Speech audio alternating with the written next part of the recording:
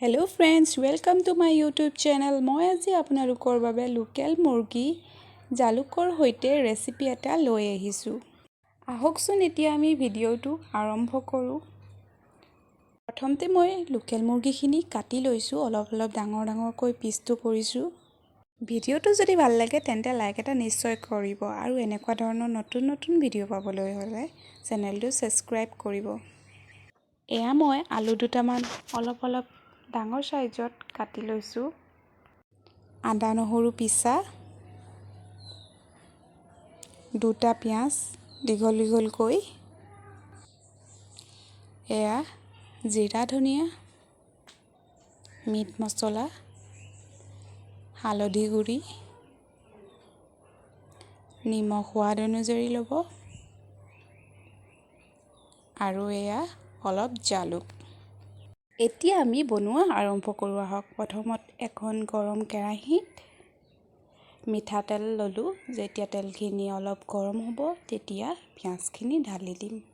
পিঁয়াজখিনি ৰঙা হোৱালৈকে আমি এতিয়া মছলাখিনি ৰেডি কৰি লওঁ আহক। আদা নহৰু পিছাখিনিত গোটেই মছলাবোৰ মিলাই দিম এতিয়া। এয়া তাৰপিছত অলপ পানী ঢালি দিম। পিঁয়াজখিনি অলপ ৰঙা হৈছে, এতিয়া মছলাখিনি ঢালি দিম। যেতিয়া আমাৰ মছলাৰ পানীখিনি অলপ শুকাই আহিব তেতিয়া মুৰ্গীখিনি ধুনীয়াকৈ দি দিম।